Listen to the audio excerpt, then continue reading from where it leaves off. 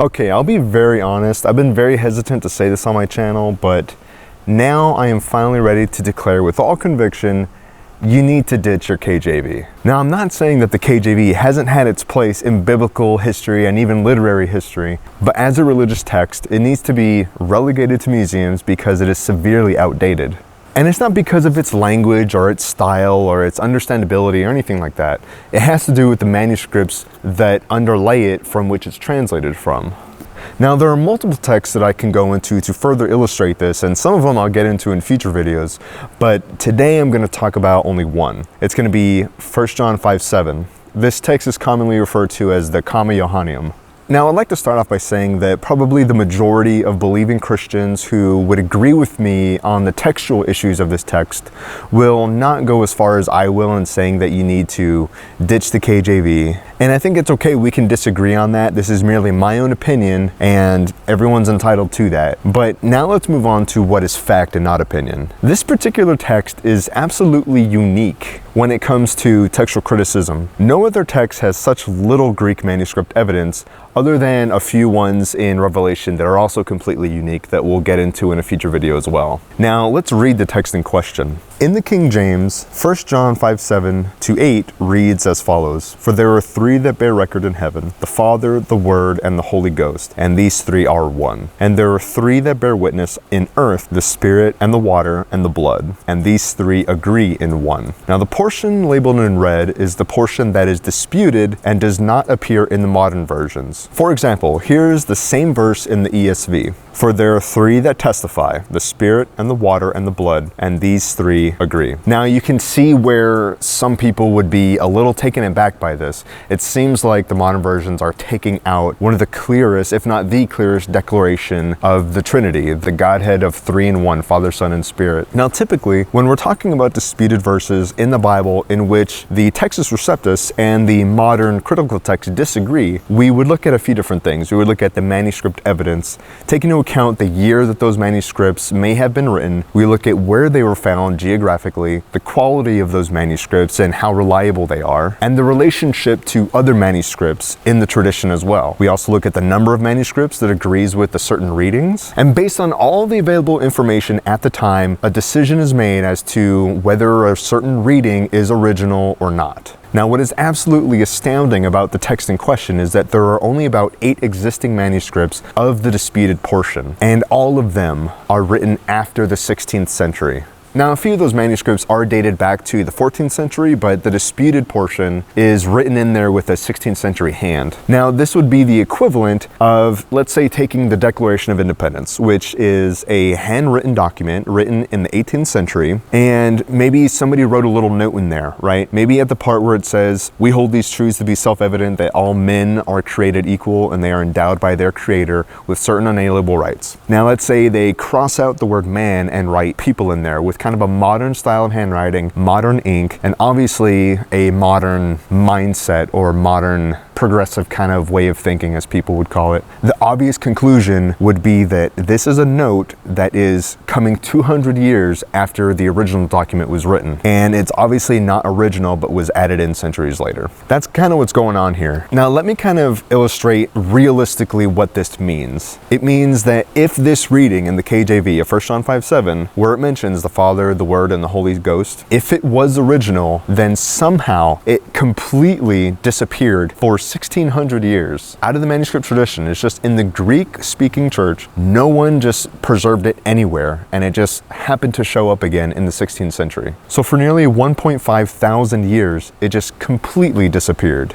And here's the kicker for me that made even more of an impact, in my opinion, is that not only is it not found in the Greek tradition of manuscripts, but neither is it found in any of the foreign language manuscripts either. We've talked about this before. Early on in Christian history, the Greek New Testament was translated into other languages for the Christians that spoke those particular languages. Now, when it comes to textual criticism and the value of those foreign language manuscripts, the value is limited. They are not primarily used for deciding the originality of readings or even the translation of those readings. Those decisions are primarily made from the Greek manuscripts. However, the foreign language manuscripts can sometimes shed a little light on those things. The foreign language translations in this case are extremely telling because had this disputed portion been original, original, like John actually wrote this, surely at least one of the foreign language translations would have included it, but it doesn't. Not the Syriac, not the Coptic, Armenian, Ethiopic, Arabic, Slavonic, none of them. It only appears in Latin text, and late Latin text at that, somewhere in the area of about AD 541 and 546, or before AD 716. So now, if you're going to assert that this text in question is original, you have to not only prove it disappeared from all Greek manuscripts, you also have to demonstrate how it could have possibly disappeared from all these foreign language translations as well. The possibility of that happening is astoundingly low.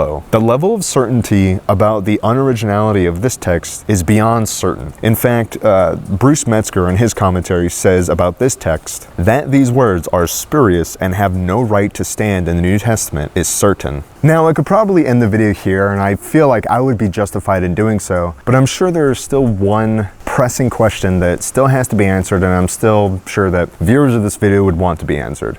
And that is, if then this text is so certainly not original, that John certainly didn't write it, and has such minimal textual history, how then did it end up in the KJV? And that's a fair question. And so for the rest of this video, I want to demonstrate how this text ended up in the KJV, and also kind of demonstrate how if a KJV onlyist really believes that this text is original, then they're not really concerned about facts, they're concerned about tradition, and I'll explain that in detail at the end. Okay, starting with the origins of the KJV. In the year 1516, Desiderius Erasmus became the first person to print and publish a Greek New Testament. Over the course of his life, he would go on to print 4 more editions of his Greek text. The first 2 editions did not include the Comma Johanneum. The problem was that the Comma Johanneum was already accepted and in common usage in the Latin Vulgate. So the comma's absence did not go unnoticed and without controversy. Remember, these were the days when the Catholic Church was the only game in town. Martin Luther would not start doing his thing until 1 year later,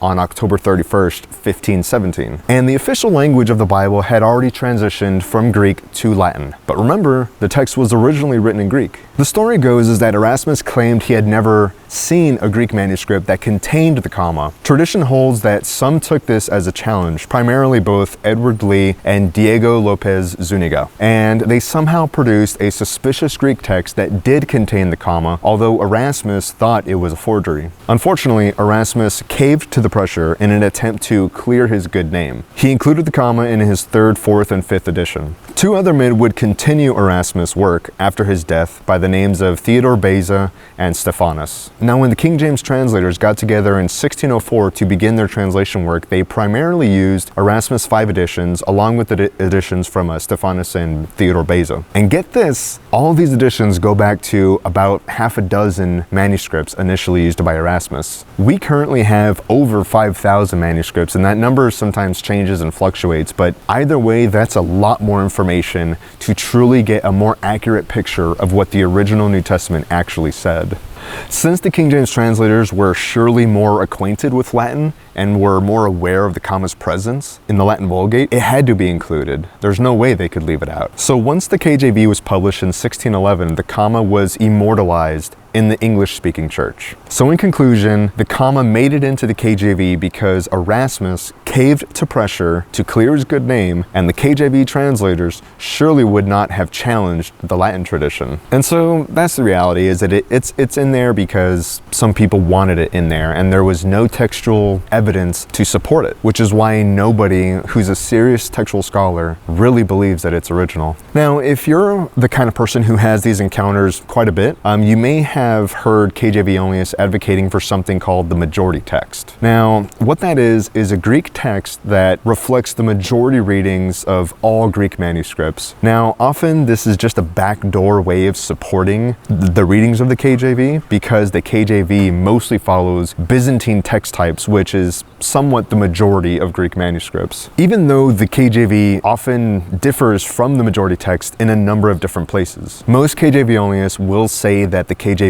is the most accurate depiction of the majority text, except when it comes to the Comma Johanneum. If somebody tells you that they believe in the majority text and that is the most accurate, reading of the originals, and we should go with that, but still believe that the Comma Johanneum is original, they are lying to you. They are simply blinded by tradition because they want to believe that this reading in the KJV is true, even though no text on the face of the earth supports it. In fact, the only text that supports it is the Textus Receptus, which we've talked about before, is not a real text. This is a Greek translation of an English version that goes back to the 5 works of Erasmus and the works of Theodore Beza and Stephanus that go back to about a half a dozen manuscripts. This is not a reliable text, it is not an accurate text, and this is the only text that supports the Johanneum. Bottom line, the Johanneum is not original, and the KJV contains a false reading with a scandalous history, and frankly, it's time for the KJV to be retired, and we need to read something else. And I will say that the comma is not the worst of the false readings. It's an orthodox text. It is a true text. It's just not what God inspired. It's not original. There are much worse ones that we will get into in another video. All that to say, thank you for watching this video, guys. I always appreciate it. I wish I could do a lot more of these videos. It's just time has been really crazy nowadays. So if you enjoy these videos, I would appreciate if you just give it a like, put in the comments below what you thought of the content, what you would like to see in future videos. And just as always, thank you for coming to this channel and watching these videos. And until next time, I'm Eric from Think Easy.